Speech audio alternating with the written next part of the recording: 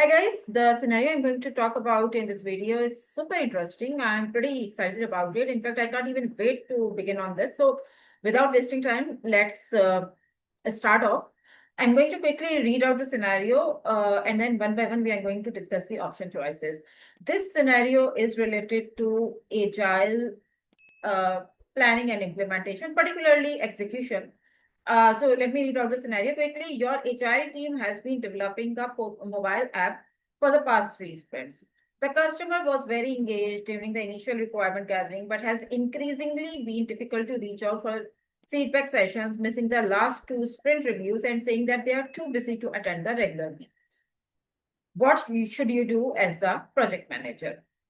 So if I have to focus on some important areas in this scenario, I would be saying that other than that, we are in the agile mode. The customer was engaged. So 3 sprints have been passed, and the customer used to be engaged in the initial sprints and the initial sessions, right? But has increasingly difficult to reach out for the feedback and sprint review session. So sprint reviews, last 2 sprint reviews, they missed out completely. They were not available.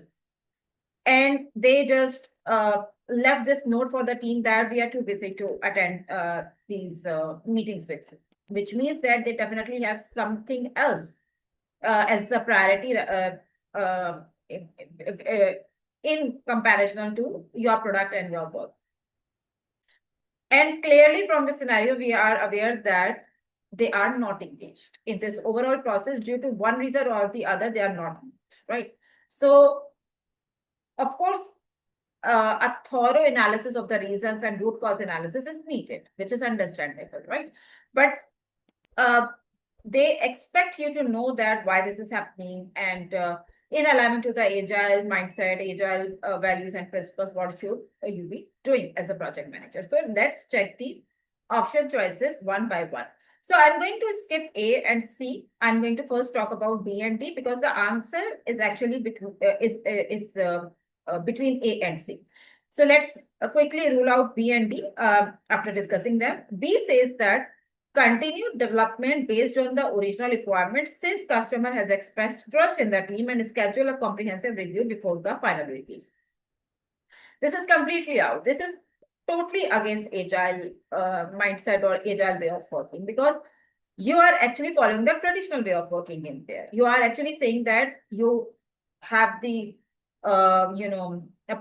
predictable requirements or certain requirements from the customer, and they have the customer trust is there with the team, which is nowhere mentioned in the question. And you just do the work, the development team keeps on doing the work, and they just show the final product to the customer in the end, which is highly not so agile, right? So B is out. This is not how agile works. Everybody knows this.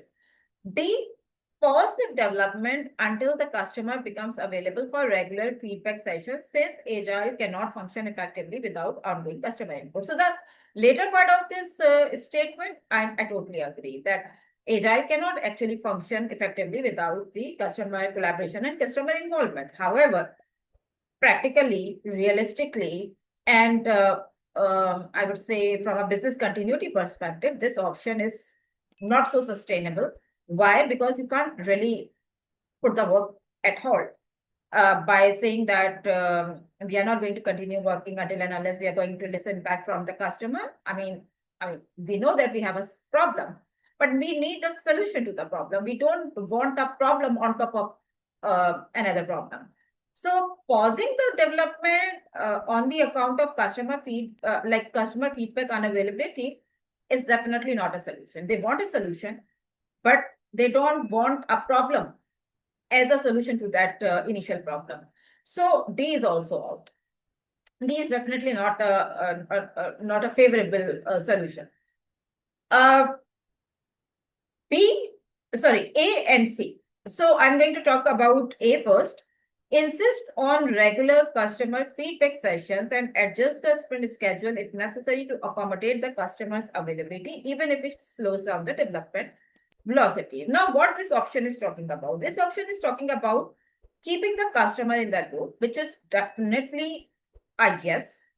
Why? Because Agile, one of the Agile biggest value, which is actually value number 3, is customer collaboration. Like keeping the customer involved, their opinion, their feedback, their suggestions, and the way the product and the team evolves based on the customer feedback and suggestion is very important, right? And this is like one way of delivering the result fast, the value fast in agile projects and products.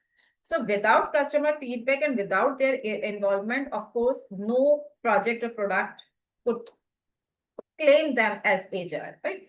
So this option looks like an idea that do something to keep them engaged. And whatever is not working for your customer, of course, whatever we are going to say as the reason is going to be an assumption because we don't know, at least as per this situation, that why they are not engaged. For this, a separate root cause analysis is needed. And maybe they are not engaged because of maybe the poor delivery or the non-performance of the team. Maybe they are not engaged because of the reason that they genuinely have something else to prioritize. Maybe they are not engaged because of the reason that the day or the timing that you have kept the review sessions on does not meet or does not actually align with their calendar or schedule, or that does not align with their current calendar anymore. Maybe that used to align earlier, as mentioned in the question, that initially they were engaged, but now they are not. Right. So you need to do that root cause analysis behind the picture to understand that what is not working for them. Right. However, this is clear that one way or the other, you have to solve that problem. Right. And you have to bring them back on track because their feedback is important to actually uh, uh, make that product in the right order, with the right alignment, and with the right expectation. The other part of option A is if it is needed. I mean, this is like one suggestion that if it is needed to align the day, time, or schedule of the review sessions and feedback sessions, please do that if that works for your customer. And even if it slows down the development velocity to some extent, that's fine as long as the product keeps on moving. Maybe slowly and gradually, but at least this way the product keeps on moving. But keep the customer in the loop. This is what the gist of option A is, which is a very good option in my opinion. But let's check what option C is saying. Option C says, have the product owner make customer validation decision based on their business knowledge to maintain development momentum while the customer is unavailable. Now, I know that based on, so those who are in agile experience in the real life projects, they probably would agree with C more than A. And I'm seeing the poll results on LinkedIn post as well. And I'm seeing that 41% is actually in alignment with option C and 36% is in alignment with option A. And the rest of the people are in alignment with option B and D collectively. Okay, so what option C is saying actually? I mean, in summary, option C is saying that make product owner the representative of customer, and product owner is going to bring the customer voice on the table on the review sessions and the feedback sessions to the team. And product owner is going to represent the customer till the time customer is unavailable and while the customer is unavailable. To be honest with you, this is also not a bad choice. But if product owner can represent customer at every point, why do we need the customer representation in the first place in agile mindset? Right? If it is only about one or two instances, like one of a situation, then maybe yes, the option C is going to be a better choice than A. But if it is like going to create a pattern, or it's going to create like it's going to make like a habitual thing for the customers, that okay, customer will always think that, oh, product owner is there to represent us, it's okay to skip the meeting. Then there's a problem in this mindset, because this is not how agile works. Product owner is there to represent the product, to own the product, to own the product vision, to own the product on account of their company. But product owner is not the full-time representative of the customer. Customer has to play their part. Customer has to stay in the picture. Customer has to make themselves available. This is how Agile works, because their feedback actually let the team know that if it is working for the customer, at the end of the customer is customer for the reason that they are the beneficiary of what the team is making and what the PO is vetting, right? So if product owner is going to be continuously representing the customer, or while the customer is unavailable, then customer would never make them available, because they would always feel that there is somebody there representing us. And maybe in the real life projects, this mindset or thought process would work.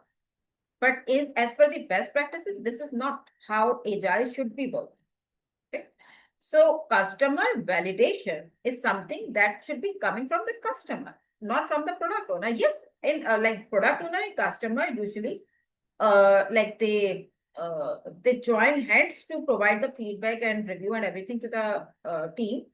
But if customer is altogether missing from the picture and product owner is continuously presenting, then this could mislead this could mislead the team. This could be devastating, depending on how informed the product owner is, and who knows that how informed the product owner is based on the customer's feedback. Maybe the customer is not even available to provide their feedback and review to the product owner as well. So this way, the product would never be representing the right picture of your customer, which is actually completely violating the idea of agile mindset. So I'm explaining this in detail for the reason that I saw that, and I could see some comments as well where people were of more inclined towards option C by saying that this happens in like real life in our projects and products, and we actually go with C. We actually make the PO representative on behalf of the customer, and this way our situation, or solution is devised. But what about the customer's involvement? What about their opinion? What about their feedback? If I mean, they could send their representative, they could send their delegates, that would work.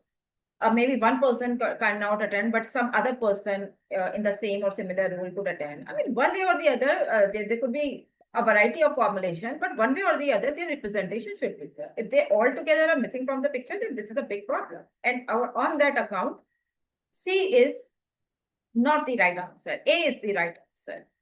Right. I know that C is saying that a PO is going to be there to present customer while the customer is unavailable. I know this. Right. However, I can tell you with experience that if you give this margin to your customer, then they will never make themselves available. They will always think that we are covered by PO. Right. They will never prioritize your project and product for themselves. So on this account, C is not the right thing to do. A is the right thing to do. If you have any argument to present, if you have any follow-up query, feel free to write me in the comment area, or feel free to drop me a message on my WhatsApp number, or you can email me as well. The communication channels are in front of you. I will be waiting for your response. Take care. I will be back very soon with a new PMP scenario. Goodbye.